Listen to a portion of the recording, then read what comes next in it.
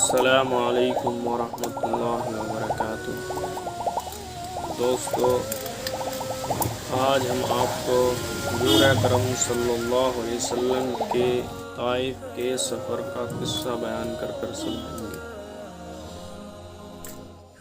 بسم اللہ الرحمن الرحیم۔ نبوت مل جانے کے بعد 9 سال تک نبی اکرم صلی اللہ علیہ وسلم مکہ مکرمہ میں تبلیغ فرماتے رہے اور قوم کی ہدایت اور اصلاح کی کوشش کرتے رہے، لیکن تھوڑی سی جماعت کے سوا جو مسلمان ہو گئی تھی اور تھوڑے سے ایسے لوگوں کے علاوہ جو باوجود مسلمان نہ ہونے کے آپ کی مدد کرتے تھے۔ اکثر کفار مکہ آپ کو اور آپ کے صحابہ رضی اللہ تعالی عنہ کو ہر طرح کی تکلیفیں پہنچاتے تھے، مذاق اڑاتے تھے اور جو ہو سکتا تھا اس سے درگزر نہ کرتے تھے۔ حضور صلی اللہ علیہ وسلم کے چچا ابو طالب بھی انہی نیک دل لوگوں میں سے تھے جو باوجود مسلمان نہ ہونے کے حضور صلی اللہ علیہ وسلم کی ہر قسم کی مدد کیا کرتے تھے۔ 10ویں سال میں جب ابو طالب کا بھی انتقال ہو گیا تو کافروں کو اور بھی ہر طرح کھلے طور پر پوری آزادی کے ساتھ اسلام سے روکنے اور مسلمانوں کو تکلیف پہنچانے کا موقع مل گیا۔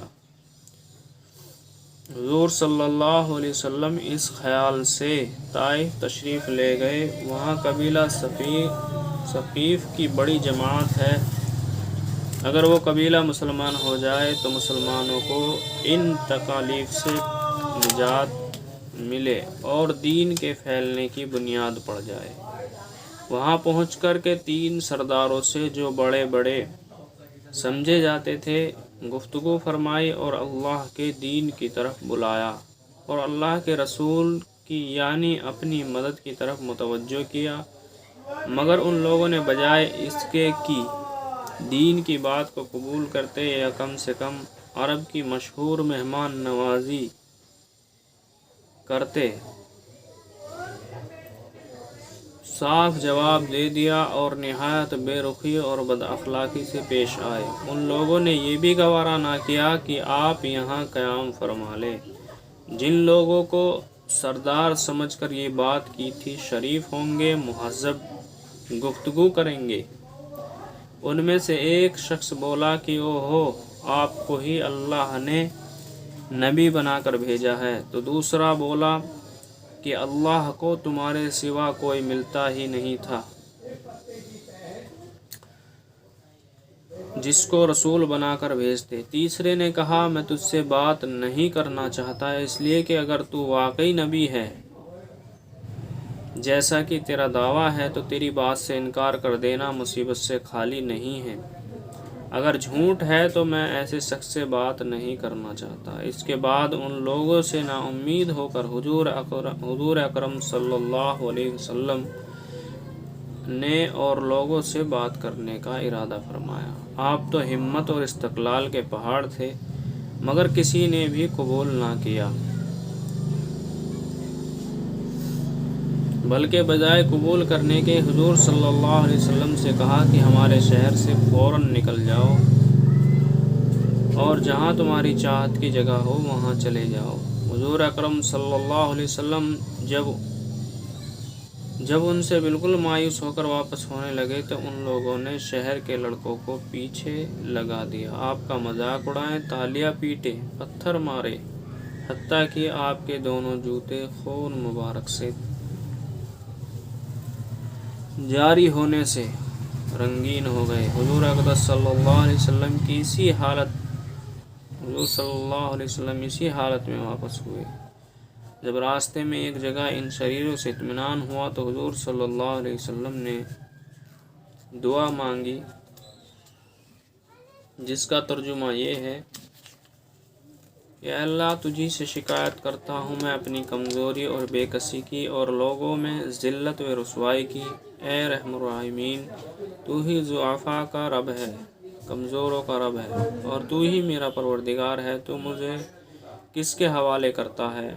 کسی اجنبی بیگانے کے جو مجھے دیکھ کر मुँह बिगाड़ता है, मुँह चिढ़ाता है, या किसी दुश्मन के जिसको तूने मुझ पर काबू दे दिया। ऐ अल्लाह, अगर तू मुझसे नाराज़ नहीं है तो मुझे किसी की परवाह नहीं है। तेरी हिफाजत मुझे काफ़ी है। मैं तेरे चेहरे के उस नूर के तुफैल जिसमें तमाम अंधेरियाँ रोशन हो गई और जिससे दुनिया और आखिरत के सारे काम दुरुस्त हो जाते हैं, इस बात से तो पनाह मांगता हूँ कि मुझ पर तेरा गुस्सा हो या तो मुझसे नाराज़ है। तेरी नाराज़गी का उस वक्त तक दूर करना ज़रूरी है जब तक कि तू राज़ी ना हो। तेरे सिवा कोई ताकत नहीं, ना कोई क़ुव्वत है। मालिकुल मुल्क की शान कहारी को इस पर जोश आना ही था। हज़रत जिब्राईल अलैहिस्सलाम ने आकर सलाम अर्ज़ किया और अल्लाह ताला ने अपनी कौम की गुफ्तगू जो आपसे हुई सुनी और उनके जवाबात सुने, और एक फ़रिश्ते को जिसके मुतालिक पहाड़ों की खिदमत है आपके पास भेजा है कि आप जो चाहें उसको हुक्म दें। इसके बाद उस फ़रिश्ते ने सलाम किया और अर्ज़ किया कि जो इरशाद हो मैं उसकी तामील करूं। अगर इरशाद हो तो दोनों जानिब के पहाड़ों को मिला दूं जिससे ये सब दरमियान में कुचल जाएं, या और जो सज़ा आप तजवीज़ फरमाएं। हुजूर सल्लल्लाहु अलैहि वसल्लम की रहीम व करीम ज़ात ने जवाब दिया कि मैं अल्लाह से इसकी उम्मीद रखता हूँ कि अगर ये मुसलमान नहीं हुए तो इनकी औलाद में से ऐसे लोग पैदा हों जो अल्लाह की बंदगी और उसकी इबादत करें। यकीनन आज उस शहर में एक भी मुशरिक नहीं है। अल्हम्दुलिल्लाह आज वहाँ पर सब मुसलमान हो चुके हैं। ये अल्लाह के नबी सल्लल्लाहु अलैहि वसल्लम की रहीमी और करीमी की बरकत थी जो वहाँ पर आज सब हर जगह इस्लाम फैला हुआ है।